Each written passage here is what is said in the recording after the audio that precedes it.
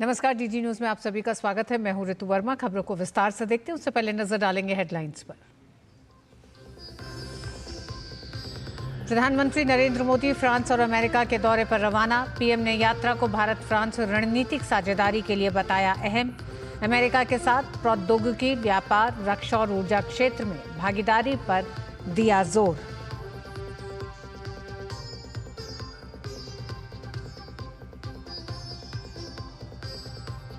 PM Modi ने छात्रों के साथ की परीक्षा पे चर्चा। छात्रों को तनाव पर ध्यान न देने की दी सलाह। शिक्षकों और अभिभावकों को दिया संदेश। कहा, हर बच्चा होता है खास, न डाला जाए प्रेशर।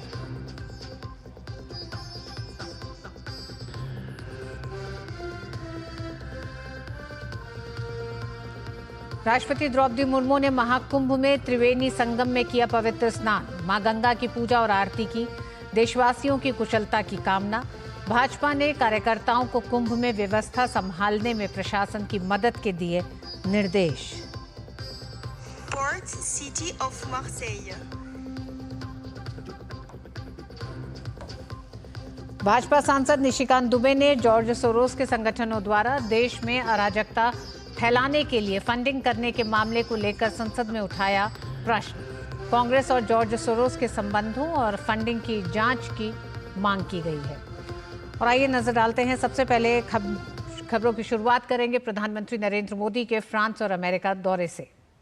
प्रधानमंत्री नरेंद्र मोदी फ्रांस और अमेरिका की यात्रा पर रवाना हो गए हैं। यात्रा के पहले चरण में प्रधानमंत्री फ्रांस पहुंचेंगे, जहां वे फ्रांस के राष्ट्रपति इमैनुअल मैक्रों के साथ आर्टिफिशियल इंटेलिजेंस एक्शन समिट 2025 के तीसरे संस्करण की सह अध्यक्षता करेंगे। द्विपक्षीय संबंधों के लिहाज से दोनों ही देशों के साथ भारत के रिश्ते बेहद अहम हैं और ऐसे में पीएम की ये यात्रा काफी महत्वपूर्ण मानी जा रही है। फ्रांस के साथ रक्षा सहयोग और आर्थिक संबंधों पर भी चर्चा होगी। वहीं डोनाल्ड ट्रंप के दूसरी बार अमेरिका का राष्ट्रपति बनने के बाद प्रधानमंत्री की उनके साथ ये पहली बैठक होगी। ऐसे में सभी की निगाहें इन दोनों बैठकों पर टिकी हैं।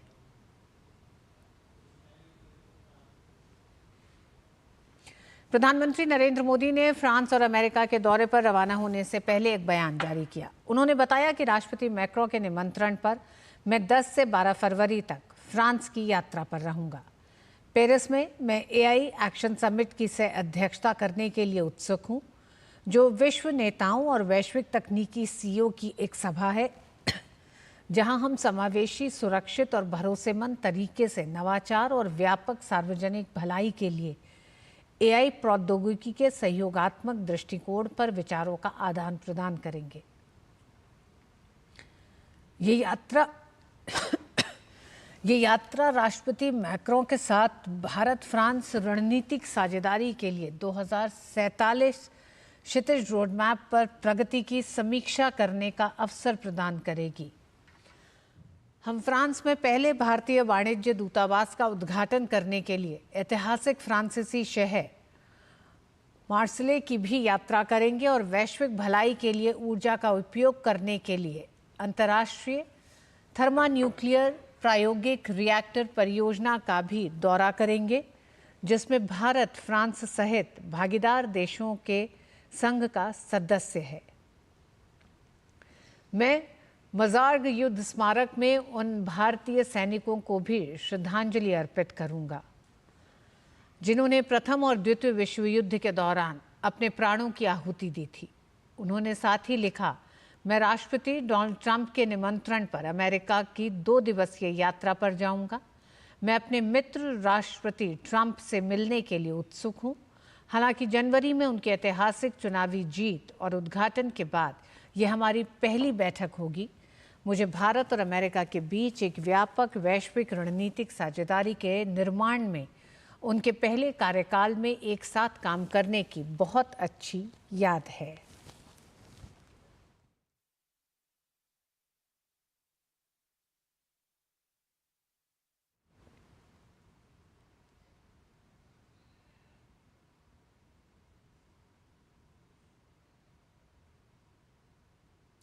भारत और फ्रांस दो देश इतिहास, संस्कृति और नवाचार में समृद्ध हैं और एक गहरे और मजबूत रिश्ते से जुड़े हुए हैं।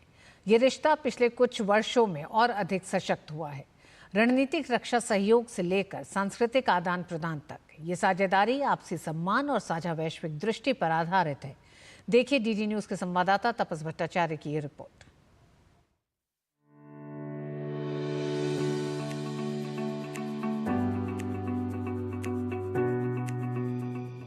इतिहास, संस्कृति और नवाचार के समृद्ध दो देश भारत और फ्रांस का आपस में गहरा रिश्ता है और ये संबंध पिछले कुछ सालों में और ज्यादा मजबूत हुए हैं।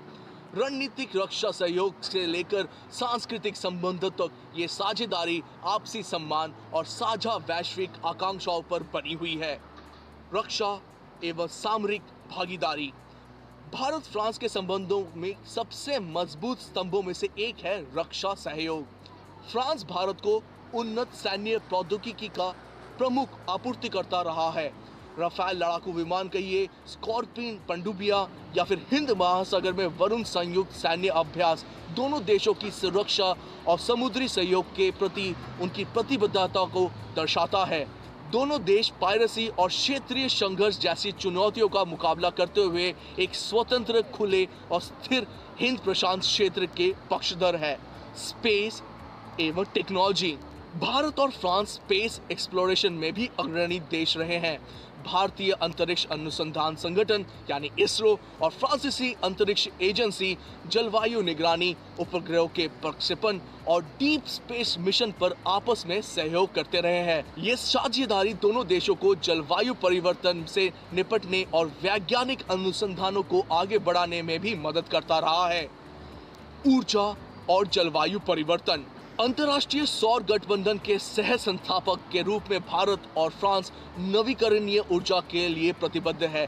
दोनों देश सतत भविष्य के लक्ष्य के साथ स्वच्छ ऊर्जा के प्रयोजन पर मिलकर काम कर रहे हैं।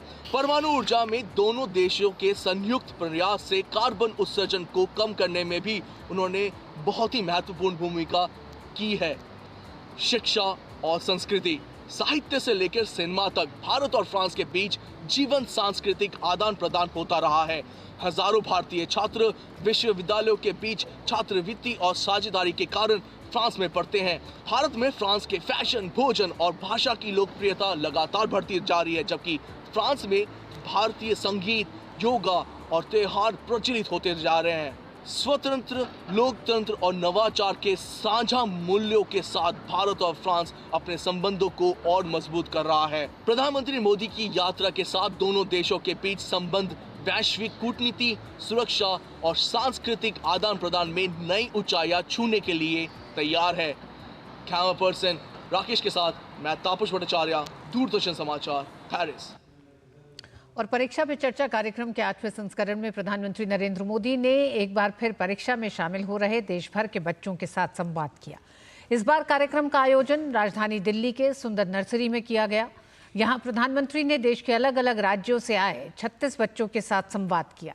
कार्यक्रम को लेकर इस साल छात्रों, शिक्षकों और अभिभावकों में इतना उत्साह था कि इस बार कार्यक्रम ने रजिस्ट्रेशन के सारे रिकॉर्ड तोड़ दिए। इस वर्ष कार्यक्रम के लिए रिकॉर्ड 3,56,00,000 छात्रों, शिक्षकों और अभिभावकों ने रजिस्ट्रेशन कराया था। कार्यक्रम में प्रधानमंत्री ने बच्चों को प्रेशर को डील करने का तरीका बताया। हमारे समाज जीवन में दुर्भाग्य से ऐसा घुस गया है कि अगर हमने स्कूल में इतना नंबर नहीं लाया, 10th में इतना नहीं आया, 12th में इतना नहीं आया, तो जैसे जिंदगी तबाह हो जाएगी। Yes, sir.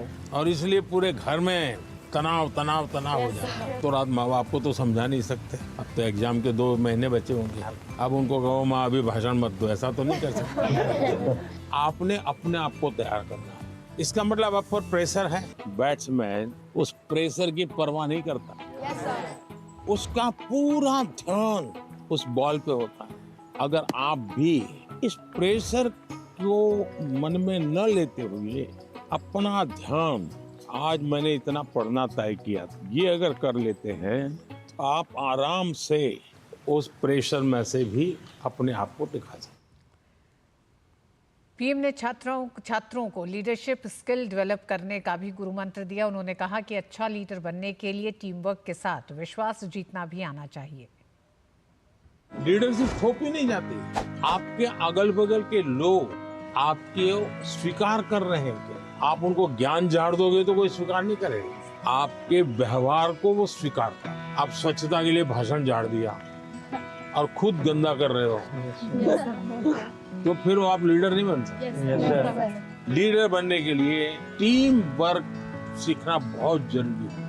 धैर्य बहुत आवश्यक होता है। कभी क्या होता है, एक आध को काम दिया और उसने किया नहीं तो फिर हम उस पर टूट पड़ते हैं। हम उसको कहते हैं क्यों नहीं किया, तो लीडर नहीं बन सकते। Yes sir. अगर किसी को काम दिया तो उसकी क्या कठिनाई थी, और एक सिद्धांत अगर हो, जहां कम वहां हम।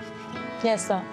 अपने साथियों को जहां कुछ कमी महसूस हो तो मैं पहुंच जाऊं, उसको तकलीफ हो रही मैं पहुंच जाऊं, उसका विश्वास बढ़ेगा और बाद में वो फील करेगा ये तो मैंने किया, मैंने खुद ने किया। ये ठीक है 80% आपने मदद की थी, यस सर। लेकिन उसको लगेगा मैंने किया, वो उसका विश्वास बढ़ाएगा। और ये विश्वास जो है वो आपकी लीडरशिप को मान्यता देता है। प्रधानमंत्री ने बच्चों की बातों को भी सुना, उनकी जिज्ञासाओं को जाना और उन्हें सकारात्मक बनने के लिए प्रेरित किया। मेरा नाम युक्ता मुखी है सर। छत्तीसगढ़। जी सर। मैं पूछना चाहती हूँ कि हम छोटे छोटे जीत से खुश कैसे रहें, क्योंकि मैं ज़्यादा नेगेटिव हो जाती हूँ हर चीज़। क्या कारण है? आप खुद ही सोचती हैं कि और लोग कहते हैं इसलिए आप नेगेटिव हो जाती हैं? इतना परसेंटेज मैंने 10वीं में सोचा था कि 95 आ जाएंगे, लेकिन 93 आ गया। 2% कम हो गया, तो उसके में मैं बहुत ही ज़्यादा डिप्रेस्ड हो गई थी। देखो बेटे, मैं तो इसको सक्सेस मानूंगा।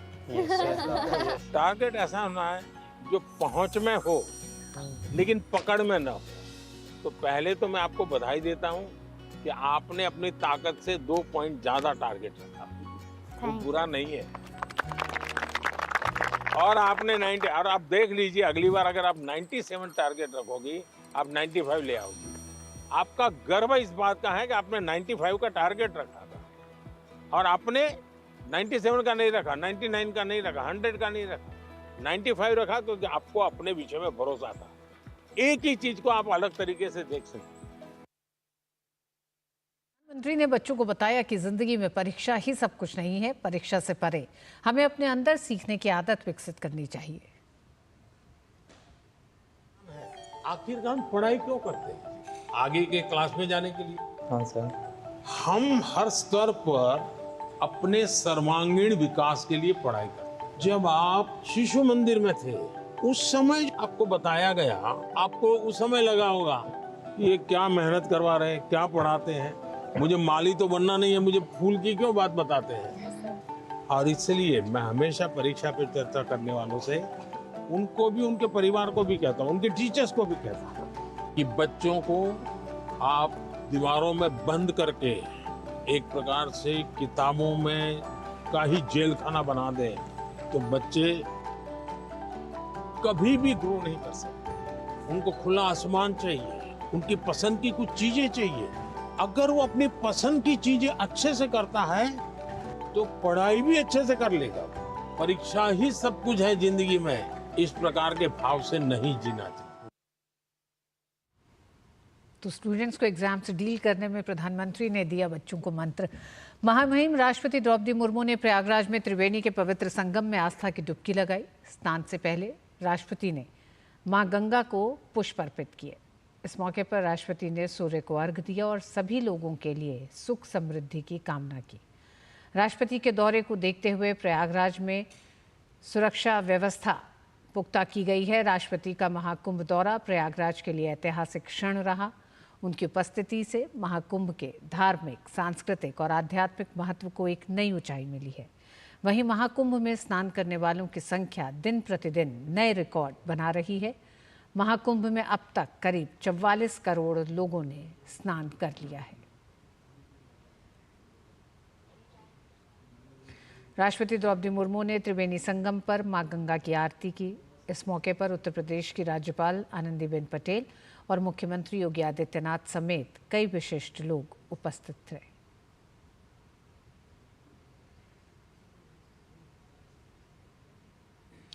त्रिवेणी में आस्था की डुबकी लगाने के बाद राष्ट्रपति क्रूज से अक्षय वट के लिए रवाना हुई।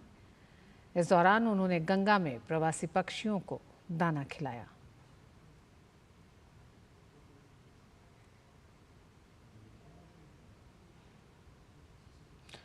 और बाद में राष्ट्रपति अक्षय वट पहुंची, जहां उन्होंने पूजा अर्चना की। सनातन संस्कृति में अक्षय वट को अमरता का प्रतीक माना जाता है। यह हिंदू धर्म का एक महत्वपूर्ण स्थल है, जिसकी महत्ता पुराणों में भी वर्णित है।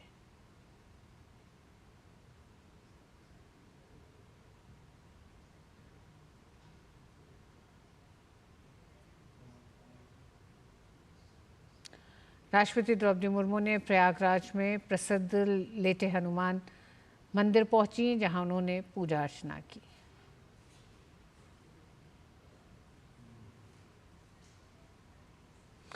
प्रयागराज में चल रहे महाकुंभ में लोगों का पहुंचना लगातार जारी है। रेल मंत्री अश्विनी वैष्णव ने प्रयागराज में रेल की व्यवस्था को लेकर कहा कि प्रयागराज महाकुंभ क्षेत्र के स्टेशनों से रिकॉर्ड 330 ट्रेनें चलाई गई हैं।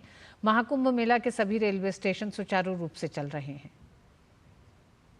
प्रयागराज महाकुंभ के अवसर पर 8 स्टेशंस पे बहुत अच्छे से रेलवे का व्यवस्थित तरीके से काम चल रहा है। राज्य प्रशासन के साथ, मेला प्रशासन के साथ मिल के एकदम कोऑर्डिनेटेड वे में चल रहा है। कल प्रयागराज जंक्शन से 330 गाड़ियां निकली है और आज भी बहुत ही व्यवस्थित तरीके से चल रहा है। जैसा आपने वॉर रूम के इसमें देखेंगे, कहीं पे कोई दिक्कत नहीं है। अगर कहीं पे कोई र्यूमर्स फैलाने की कोशिश करे तो उसको नहीं सुनना है, उस पर ध्यान नहीं देना है। सब कुछ व्यवस्थित तरीके से चल रहा है। यूपी सरकार ने प्रयागराज जंक्शन को बंद करने संबंधी मीडिया की खबरों पर जानकारी दी है। सूचना के अनुसार प्रयाग जिला प्रशासन के आदेश के अनुसार उत्तर रेलवे लखनऊ मंडल का प्रयागराज संगम स्टेशन दिनांक 9 फरवरी को दोपहर 1:30 बजे से दिनांक 14 फरवरी के रात्रि 12 बजे तक यात्री आवागमन के लिए बंद रहेगा। साथ ही महाकुंभ क्षेत्र में आने वाले अन्य 8 स्टेशनों प्रयागराज शिवकी, नैनी, प्रयागराज जंक्शन, सूबेदारगंज, प्रयाग, फाफामऊ, प्रयागराज रामबाग एवं झूसी से नियमित और स्पेशल ट्रेनों का परिचालन नियमित रूप से चल रहा है।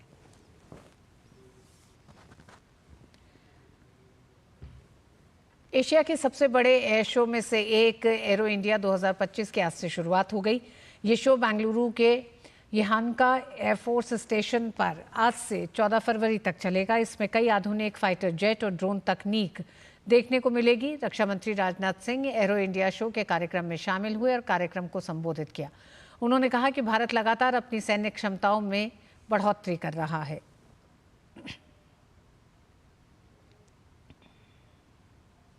एरो इंडिया के रूप में आज से भारत में एक और महाकुंभ का प्रारंभ हो रहा है, जहां एक तरफ प्रयागराज का महाकुंभ आत्मसंधान का कुंभ है, तो वहीं दूसरी तरफ एरो इंडिया का यह महाकुंभ अनुसंधान का कुंभ है।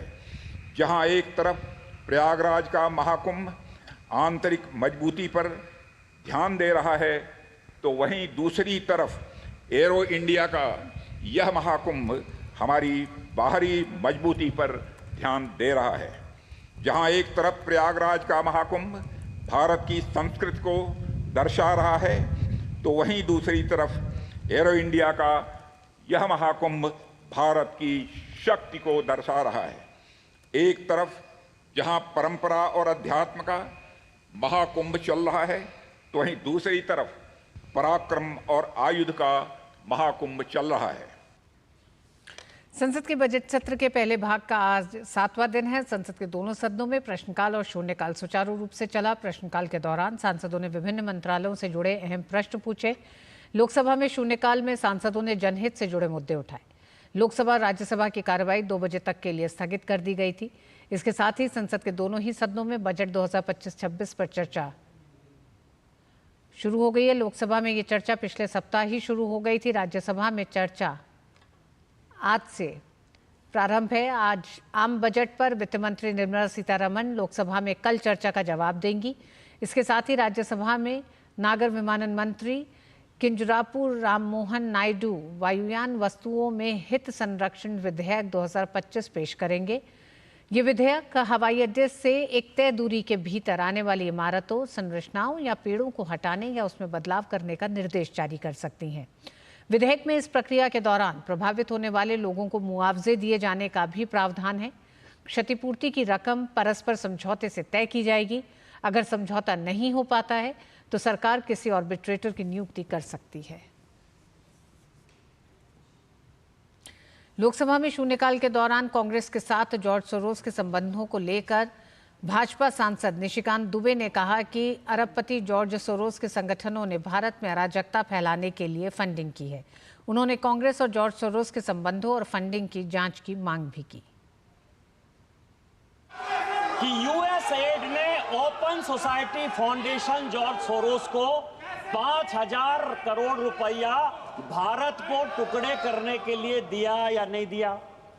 यूएसएड और जॉर्ज सोरोस की ओपन सोसाइटी फाउंडेशन ने राजीव गांधी फाउंडेशन और राजीव गांधी चैरिटेबल ट्रस्ट को पैसा दिया कि नहीं दिया। तीसरा, ओवरसीज कांग्रेस के जो अध्यक्ष हैं सैम पित्रोदा साहब, उनको यूएसएड ने पैसा दिया या नहीं दिया। कांग्रेस पार्टी यूएसएड और सोरोस फाउंडेशन के साथ मिलकर देश को टुकड़े टुकड़े करना चाहती है। मेरा आपके माध्यम से सरकार से आग्रह है कि इतने वर्षों में यूएसएड ने जिसको पैसा दिया उसकी जांच हो और उन सबों को सलाखों के पीछे रखे। अलीगढ़ मुस्लिम यूनिवर्सिटी में बीफ पार्टी को लेकर जो इनविटेशन दिया था उसको लेकर अलीगढ़ पुलिस ने एफआईआर दर्ज कर कार्रवाई शुरू कर दी है। मामले को लेकर अलीगढ़ के सांसद सतीश कुमार गौतम ने कहा है कि अलीगढ़ मुस्लिम यूनिवर्सिटी अपनी मानसिकता से बाज नहीं आ रही है। इस मामले में जो भी दोषी होगा उनके खिलाफ कड़ी से कड़ी कार्रवाई सरकार करेगी। बीफ पार्टी मामले में डीडी न्यूज से खास बात की अलीगढ़ के सांसद सतीश कुमार गौतम ने। अलीगढ़ के सांसद इस समय हमारे साथ हैं। सर, जिस तरीके से अलीगढ़ मुस्लिम यूनिवर्सिटी में बीफ पार्टी को लेकर एक इश्तिहार छपा, क्या कहना है कि ये क्यों किया गया? कोई षड्यंत्र था, कोई साजिश थी? नहीं, जो सूची वो कैंटीन पे रखते हैं वो सूची उन्होंने लगाई जिसमें भी पार्टी रखी, उस पर मैंने ऑब्जेक्शन किया। उन्होंने कहा टाइपिंग मिस्टेक के कारण हो गया, लेकिन कारण क्या है, कभी भी यूनिवर्सिटी की मानसिकता चेंज नहीं होती। महिला बीसी बनाने के बाद भी आज भी उनकी मानसिकता वही है। मानसिकता से वो बीमार हैं। उस मानसिकता को धीरे धीरे ठीक कर रहे हैं, वो बहुत हो भी रही है। उस पर जिन लोगों ने वो छापा उन पर कार्रवाई की गई है, उनको सस्पेंड करने के आदेश कराए थे। अब आगे की कार्रवाई क्या हुई है मुझे पता नहीं है, बाकी सख्त कार्रवाई की जाएगी। लेकिन ये क्या मतलब क्यों मान सकता है? क्योंकि पहले भी इस तरह की हरकतें अलीगढ़ मुस्लिम यूनिवर्सिटी की तरफ से होती रही हैं और फिर ये मतलब इस तरीके से छाप देना कि भाई बीफ पार्टी आयोजित की जाएगी और आप आइए। देखिए, अभी ये अपने उसमें से नहीं निकल पा रहे, दायरे में से जो इनकी मानसिकता है उस दायरे में से निकलने के लिए बहुत टाइम चाहिए। और उसी दायरे के कारण है कि ये इस तरह की सूची टाइप करवा के लिस्ट लगाते हैं। केवल चल जाए तो ठीक है, नहीं पता लगे तो चालू कर देंगे। नहीं तो एक इस तरह की मानसिकता जब क्लियर मना है कि हमारे देश में और अलीगढ़ जैसे जगह पर जहाँ पर हिंदू मुस्लिम का एरिया हो पूरा, उस तरह की इस तरह की हरकत करना ये दुर्भाग्यपूर्ण। उस पर कार्रवाई भी की है। 3 लोगों के खिलाफ कार्रवाई हुई, लेकिन जो उच्च पदाधिकारी हैं उनके खिलाफ कार्रवाई नहीं हुई है। बिना उनकी सहमति के संभव है सर? वो बीसी से बात करूंगा, उनके खिलाफ भी कार्रवाई की जाएगी। जो इंचार्ज होगा उसके खिलाफ कार्रवाई की जाएगी। चलिए, धन्यवाद। तो ये थे हमारे साथ अलीगढ़ सांसद जो बता रहे थे कि इस तरह की जिस किसी ने भी इस घटना को अंजाम दिया है या इस तरह का जो इश्तिहार है वो छापा है, उनके खिलाफ कार्रवाई होगी। 3 लोगों के खिलाफ इसमें कार्रवाई हुई है, लेकिन सांसद महोदय का ये कहना है कि इसमें जो भी यूनिवर्सिटी के उच्च पदाधिकारी होंगे उनके खिलाफ भी कार्रवाई की जाएगी। कैमरामैन आशीष के साथ नीरज सिंह, डीडी न्यूज, दिल्ली। स्वास्थ्य मंत्री जेपी नड्डा ने लिम्फेटिक फाइलेरिया उन्मूलन के लिए राष्ट्रीय जन औषधि प्रशासन अभियान का शुभारंभ किया। ये अभियान 13 ऐसे राज्यों के लिए चलाया जा रहा है जहां लिम्फेटिक फाइलेरिया के मामले हैं। ये पहल शारीरिक विकृति लाने वाले इस रोग से लाखों लोगों को बचाने और भारत की लिम्फेटिक फाइलेरिया के खिलाफ लड़ाई को तेज करने के उद्देश्य से है।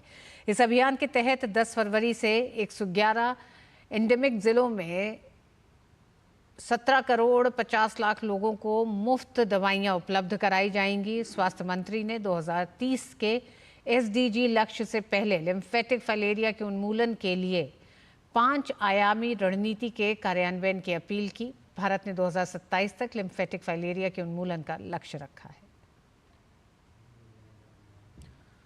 और पद संभालने के बाद ताबड़तोड़ फैसले ले रहे अमेरिकी राष्ट्रपति डोनाल्ड ट्रंप आज एक और महत्वपूर्ण घोषणा करने वाले हैं। अमेरिकी राष्ट्रपति ट्रंप ने कहा है कि वह आज स्टील और एल्यूमिनियम पर 25% टैरिफ की घोषणा करेंगे। साथ ही ट्रंप ने यह भी कहा है कि यह आदेश मंगलवार या बुधवार से प्रभावी हो जाएगा। ट्रंप ने स्पष्ट किया है कि अगर दूसरे देश अमेरिका से आयात शुल्क लेते हैं तो अमेरिका भी उनसे उतना ही आयात शुल्क लेगा और ये सभी देशों पर लागू होगा। ट्रंप ने कहा कि इस कदम का उद्देश्य अमेरिकी उद्योगों की रक्षा करना और व्यापार असंतुलन को सुधारना है। इसी के साथ इस बुलेटिन में बस इतना ही। नमस्कार।